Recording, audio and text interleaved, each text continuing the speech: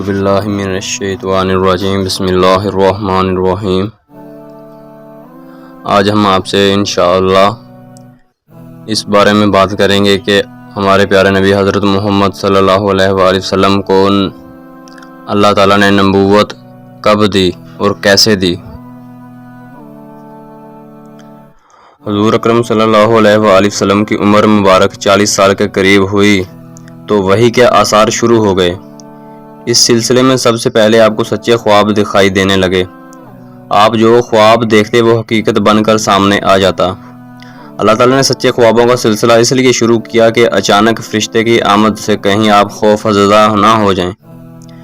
ان دنوں ایک بار آپ نے سیدہ خدیجہ رضی اللہ تعالیٰ عنہا سے فرمایا، جب میں تنہائی میں جا کر بیٹھتا ہوں تو مجھے آواز سنائی دیتی ہے، کوئی کہتا ہے اے محمد اے محمد۔ ایک بار آپ نے فرمایا، مجھے ایک نور نظر آتا ہے، یہ نور جاگنے کی حالت میں نظر آتا ہے، مجھے ڈر ہے کہ اس کے نتیجے میں کوئی بات نہ پیش آ جائے۔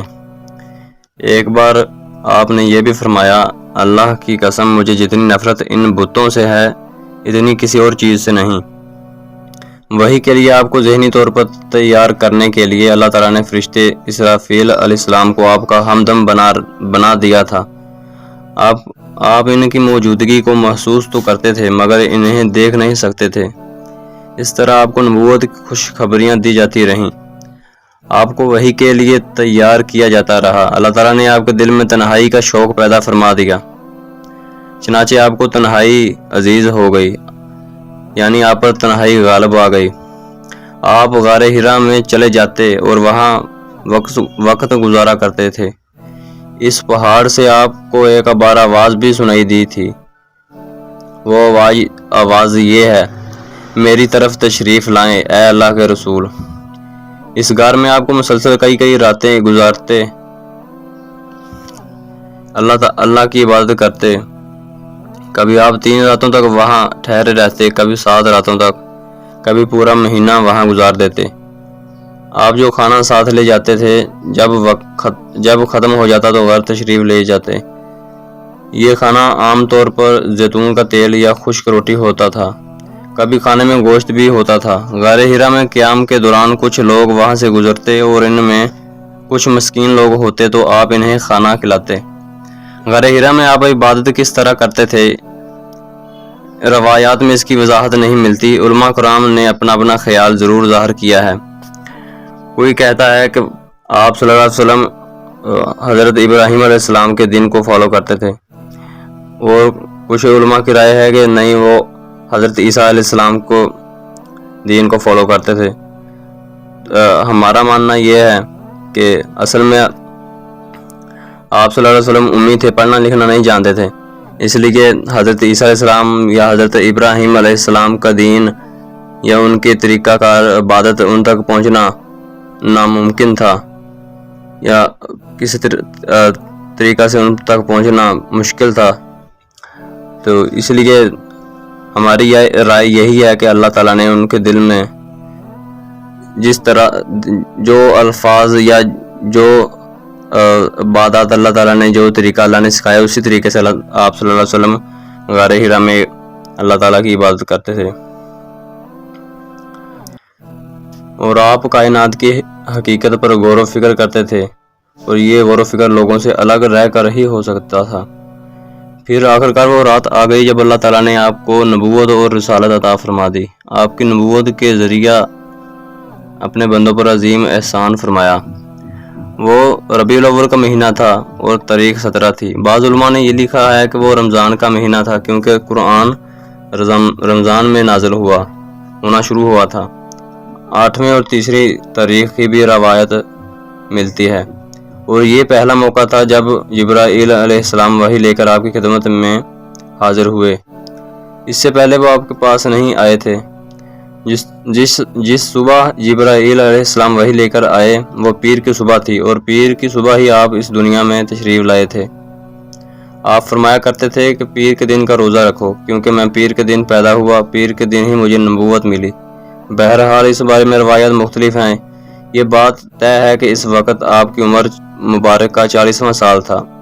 آپ اس وقت نیند میں تھے کہ جبرائیل علیہ السلام تشریف لے آئے۔ ان کے ہاتھ میں ایک ریشمی کپڑا تھا اور اس کپڑے میں ایک کتاب تھی۔ انہوں نے آتے ہی کہا، اقرا یعنی پڑھیے۔ آپ نے فرمایا، میں نہیں پڑھ سکتا، یعنی میں پڑھا لکھا نہیں ہوں۔ اس پر جبرائیل علیہ السلام نے آپ کو سینے سے لگا کر بینچا یعنی گلے لگایا۔ آپ فرماتے ہیں، انہوں نے مجھے اس زور سے بینچا کہ مجھے موت کا گمان ہوا۔ اس کے بعد انہوں نے مجھے چھوڑ دیا، پھر کہا، پڑھیے، یعنی جو میں کہوں وہ پڑھیے۔ اس پر آپ نے فرمایا، میں کیا پڑھوں؟ تب جبرائیل علیہ السلام نے سورۃ العلق کی یہ آیات پڑھی، جس کا ترجمہ یہ ہے، اے پیغمبر صلی اللہ علیہ وسلم، آپ پر جو قرآن نازل ہوا کرے گا اپنے رب کا نام لے کر پڑھا کیجیے، یعنی جب پڑھیں بسم اللہ الرحمن الرحیم کہہ کر پڑھا کیجیے۔ جس نے مخلوقات کو پیدا کیا، جس نے انسان کو خون کے لوتھڑے سے پیدا کیا، آپ قرآن پڑھا کیجیے، اور آپ کا رب بڑا کریم ہے، جو چاہتا ہے عطا کرتا ہے، اور ایسا ہے جس نے لکھے پڑھوں کو قلم سے تعلیم دی، اور عام طور پر انسانوں کو دوسرے ذریعوں سے ان چیزوں کی تعلیم دی جن کو وہ نہیں جانتا تھا۔ آپ فرماتے ہیں، میں نے ان آیتوں کو اسی طرح پڑھ دیا، جس کے بعد وہ فرشتہ میرے پاس سے چلا گیا۔ ایسا لگتا تھا گویا میرے دل میں ایک تحریر لکھ دی گئی ہو، یعنی یہ کلمات مجھے زبانی یاد ہو گئے۔ اس کے بعد آپ گھر تشریف لائے۔ بعض روایت میں آتا ہے کہ جبرائیل علیہ السلام جب غار میں آئے تو پہلے انہوں نے یہ الفاظ کہے تھے، اے محمد، آپ اللہ کے رسول ہیں اور میں جبرائیل ہوں۔ آپ کی گھر تشریف آوری سے پہلے سیدہ خدیجہ رضی اللہ تعالیٰ عنہا نے حسب معمول آپ کے لیے کھانا تیار کر کے ایک شخص کے ہاتھ آپ کے پاس بھجوا دیا تھا، مگر اس شخص کو آپ غار حرا میں نظر نہ آئے۔ اس شخص نے واپس آ کر یہ بات سیدہ خدیجہ رضی اللہ تعالیٰ عنہا کو بتائی۔ انہوں نے آپ کی تلاش میں آپ کے عزیز و اقارب کے گھر آدمی بھیجے، مگر آپ وہاں بھی نہ ملے، اس لیے سیدہ خدیجہ رضی اللہ تعالیٰ عنہا پریشان ہو گئیں۔ وہ بھی اس پریشانی میں تھیں کہ آپ تشریف لے آئے۔ آپ نے جو کچھ دیکھا اور سنا تھا، اس کی تفصیل سیدہ خدیجہ رضی اللہ تعالیٰ عنہا سے بیان فرمائی۔ حضرت جبرائیل علیہ السلام کا یہ جملہ بھی بتایا کہ اے محمد، آپ اللہ کے رسول ہیں۔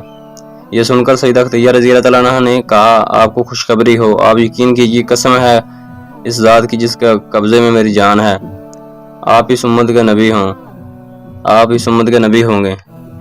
پھر سیدہ خدیجہ رضی اللہ تعالیٰ عنہا آپ کو اپنے چچا زاد بھائی ورقہ بن نوفل کے پاس لے گئیں۔ غار والا سارا واقعہ انہیں سنایا۔ ورقہ بن نوفل پرانی کتابوں کے عالم تھے۔ ساری بات سن کر وہ پکار اٹھے، قدوس قدوس، قسم ہے اس ذات کی جس کے قبضے میں میری جان ہے، خدیجہ اگر تم سچ کہہ رہی ہو تو اس میں شک نہیں، ان کے پاس وہی ناموس اکبر یعنی جبرائیل علیہ السلام آئے تھے، جو موسیٰ علیہ السلام کے پاس آیا کرتے تھے۔ محمد اس امت کے نبی ہیں، یہ اس بات پر یقین کر لیں۔ قدوس کا مطلب ہے وہ ذات جو ہر عیب سے پاک ہو۔ یہ لفظ تعجب کے وقت بولا جاتا ہے، جیسے ہم کہہ دیتے ہیں اللہ اللہ۔ ورقہ بن نوفل کو جبرائیل کا نام سن کر حیرت اس لیے ہوئی تھی کہ عرب کے دوسرے شہروں میں لوگوں نے یہ نام سنا بھی نہیں تھا۔ یہ بھی کہا جاتا ہے کہ ورقہ بن نوفل نے آپ کے سر کو بوسہ دیا تھا اور پھر کہا تھا، کاش میں اس وقت تک زندہ رہتا جب آپ لوگوں کو اللہ تعالیٰ کی طرف دعوت دیں گے، میں آپ کی مدد کرتا، اس عظیم کام میں بڑھ چڑھ کر حصہ لیتا، کاش میں اس وقت تک زندہ رہوں۔ جب آپ کی قوم آپ کو جھٹلائے گی، آپ کو تکلیف پہنچائیں گی، آپ کے ساتھ جنگیں لڑی جائیں گی اور آپ کو یہاں سے نکال دیا جائے گا، اگر میں اس وقت تک زندہ رہا تو آپ کا ساتھ دوں گا، اللہ کے دین کی حمایت کروں گا۔ آپ یہ سن کر حیران ہوئے اور فرمایا، میری قوم مجھے وطن سے نکال دے گی؟ جواب میں ورقہ بن نوفل نے کہا، ہاں، اس لیے کہ جو چیز آپ لے کر آئے ہیں، اسے لے کر جو بھی آیا ہے اس پر ظلم ڈھائے گئے ہیں۔ اگر میں نے وہ زمانہ پایا تو میں ضرور آپ کی پوری مدد کروں گا۔ ورقہ بن نوفل نے حضرت خدیجہ رضی اللہ تعالیٰ عنہا سے یہ بھی کہا، تمہارے خاوند بے شک سچے ہیں، در حقیقت یہ باتیں نبوت کی ابتدا ہیں، یہ اس امت کے نبی ہیں۔ لیکن اس کے کچھ ہی مدت بعد ورقہ بن نوفل کا انتقال ہو گیا۔ انہیں حجون کے مقام پر دفن کیا گیا۔ چونکہ انہوں نے آپ کی تصدیق کی تھی، اس لیے نبی کریم صلی اللہ علیہ وسلم نے ان کے بارے میں فرمایا ہے، میں نے ورقہ کو جنت میں دیکھا ہے، ان کے جسم پر سرخ لباس تھا، ورقہ کی ملاقات کے بعد آپ گھر تشریف لے آئے۔ اس کے بعد ایک مدت تک جبرائیل علیہ السلام آپ کے سامنے نہیں آئے۔ درمیان میں جو وقفہ ڈالا گیا، اس میں اللہ تعالیٰ کی یہ حکمت تھی کہ آپ کے مبارک دل پر جبرائیل علیہ السلام کو دیکھ کر جو خوف پیدا ہو گیا تھا، اس کا اثر زائل ہو جائے اور ان کے نہ آنے کی وجہ سے آپ کے دل میں وحی کا شوق پیدا ہو جائے۔ چنانچہ ایسا ہی ہوا۔ جبرائیل علیہ السلام کی آمد کے بعد سلسلہ رک جانے کے بعد آپ کو صدمہ ہوا۔ کئی بار آپ پہاڑوں کی چوٹیوں پر چڑھ گئے تاکہ خود کو وہاں سے گرا کر ختم کر دیں، لیکن جب بھی آپ ایسا کرنے کی کوشش کرتے، جبرائیل علیہ السلام آپ کو پکارتے، اے محمد، آپ حقیقت میں اللہ تعالیٰ کے رسول ہیں۔ یہ کلمات سن کر آپ سکون محسوس کرتے، لیکن جب پھر وحی کا وقفہ کچھ اور گزر جاتا تو آپ بے قرار ہو جاتے، رنج محسوس کرتے اور اس طرح پہاڑ کی چوٹی پر چڑھ جاتے۔ چنانچہ پھر جبرائیل علیہ السلام آ جاتے اور پھر آپ کو تسلی دیتے۔ آخر دوبارہ وحی ہوئی۔ سورۃ المدثر کی پہلی 3 آیات اتری، جس کا ترجمہ یہ ہے: اے کپڑے میں لپٹنے والے، اٹھو، یعنی اپنی جگہ سے اٹھو اور تیار ہو جاؤ، پھر کافروں کو ڈراؤ اور پھر اپنے رب کی بڑائیاں بیان کرو اور اپنے کپڑے پاک رکھو۔ اس طرح آپ کو نبوت کے ساتھ تبلیغ کا حکم دیا گیا۔ ابن اسحاق لکھتے ہیں، سیدہ خدیجہ رضی اللہ تعالیٰ عنہ پہلی خاتون ہیں جو اللہ اور اس کے رسول پر ایمان لائیں اور اللہ کی طرف سے جو کچھ آپ صلی اللہ علیہ وسلم لے کر آئے اس کی تصدیق کی۔ مشرکین کی طرف سے آپ کو جب بھی تکلیف پہنچی، صدمہ پہنچا، سیدہ خدیجہ رضی اللہ تعالیٰ عنہ نے آپ کو دلاسا دیا۔ سیدہ خدیجہ رضی اللہ تعالیٰ عنہ کے بعد دوسرے آدمی حضرت ابوبکر صدیق رضی اللہ تعالیٰ عنہ ہیں، جو آپ کے پرانے دوست تھے۔ انہوں نے آپ کی زبان سے نبوت ملنے کا ذکر سنتے ہی فوراً آپ کی تصدیق کی اور ایمان لے آئے۔ بچوں میں سیدنا علی رضی اللہ تعالیٰ عنہ ہیں جو آپ پر ایمان لے آئے، اور ان کے ایمان لانے کا واقعہ انشاءاللہ ہم اگلے بیان میں ریکارڈ کروائیں گے۔ جزاک اللہ خیرہ۔